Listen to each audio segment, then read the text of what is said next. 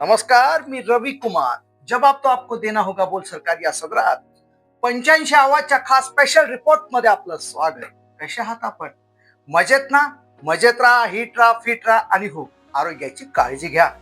चला तर मग विषयाकडे वळू. उमेद अभियानातील आर्थिक गैरव्यवहाराविरोधात धुळ्यात बेमुदत धरणे आंदोलन. धुळे जिल्हा परिषद अंतर्गत पंचायत समिती व ग्रामीण जीवन उन्नती अभियान तसेच मानवी विकास योजना 2022-23 अंतर्गत महिला बचत गटाच्या नावावर झालेल्या कोट्यावधी रुपयाच्या कथित आर्थिक गैरव्यवहार, निधीचा अपहार आणि महिलांच्या फसवणुकीविरोधात दक्ष पत्रकार संघ आणि पीडित महिलांच्या वतीने क्रांती दिनापासून बेमुदत बिराड धरणे व भजने आंदोलन सुरू करण्यात आले आहे. संस्थेचे अध्यक्ष बापू बागुल आणि अखिल भारतीय महात्मा फुले समता परिषदेच्या धुळे जिल्हा कार्याध्यक्ष भारती किशोर माळी यांनी ही माहिती दिली. उमेद अभियान हे ग्रामीण महिलांच्या सक्षमीकरणासाठी अत्यंत महत्त्वाचं आहे, परंतु धुळे जिल्ह्यातील काही अधिकारी व कर्मचाऱ्यांच्या गैरप्रकारामुळे या अभियानाची प्रतिमा मलिन होत असल्याचा आरोप आंदोलनकर्त्यांनी केला. या प्रकरणी संबंधित दोषी अधिकाऱ्यांवर फौजदारी गुन्हे दाखल करून निकृष्ट दर्जाची मशिनरी पुरवणाऱ्या कंपनीला ब्लॅकलिस्ट करण्यात यावे अशी मागणी यावेळी करण्यात आली. तसेच मानधन कपात, मशिनरी वाटपातील अनियमितता आणि तक्रारदार महिलांना दिल्या जाणाऱ्या धमक्यांची उच्चस्तरीय चौकशी करण्याची मागणी करण्यात आली. वारंवार लेखी तक्रारी करूनही प्रशासनाकडून कोणतीही ठोस कारवाई न झाल्याने अखेर न्यायासाठी हे बिराड आंदोलन छेडण्यात असल्याचे आंदोलकांनी स्पष्ट केलं. यावेळी दक्ष पत्रकार संघाचे पदाधिकारी उपस्थित होते.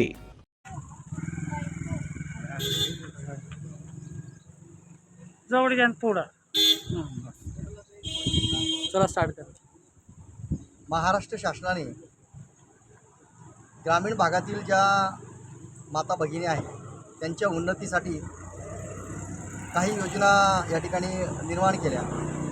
त्यामध्ये जिल्हा परिषद अंतर्गत आणि कलेक्टर ऑफिसच्या माध्यमातून उमेदच्या अनुषंगाने मानव विकास यंत्रणा ही एक योजना या ठिकाणी निर्माण केलेली होती. आणि त्या योजनेमध्ये वन कॉन्ट्रीब्युशन 6,30,000 रुपयाचं मशीन देऊन महिलांचं त्या ठिकाणी उन्नती व्हायला पाहिजे अशा प्रकारची सरकारची ही योजना होती.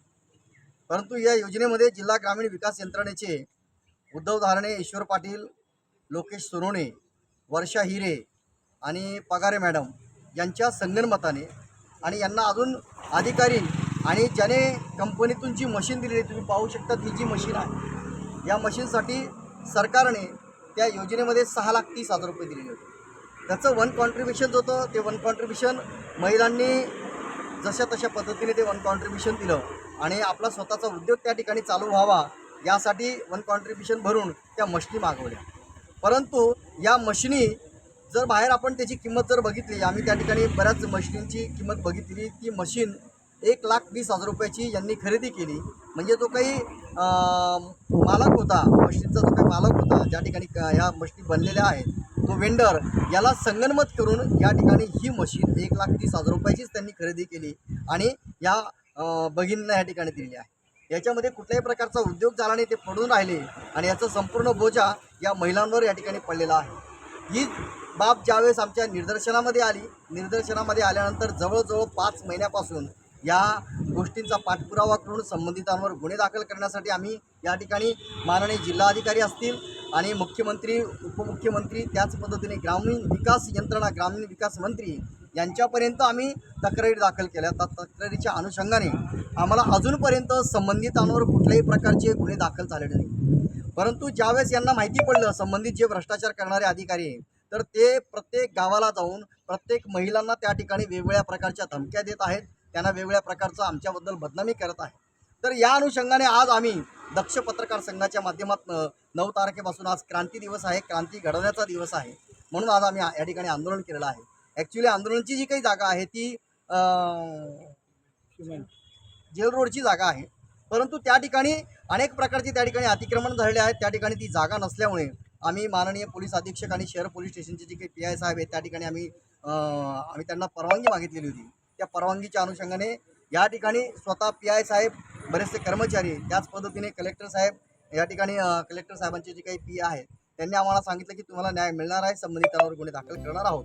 परंतु कलेक्टरच्या समोर ही जी जागा आहे इथे तुम्ही आंदोलनाला बसू नका म्हणून आम्ही त्यांच्या शब्दाला मान देऊन या ठिकाणाहून आम्ही जेल रोडला जाणार आहोत आणि तिथून आमचं आंदोलन त्या ठिकाणी कायमस्वरूपी जोपर्यंत संबंधित अधिकाऱ्यांवर गुन्हे दाखल होत नाही तोपर्यंत आमचं आंदोलन हे चालू राहील. त्यांना जोपर्यंत सस्पेंड केला जात नाही आणि वेंडर ज्याच्याकडनं मशिनी आणलेल्या आहेत ती कंपनीचं ब्लॅकलिस्टेड जाऊन त्यांच्यावर गुन्हे दाखल होतील तोपर्यंत आमचं आंदोलन हे.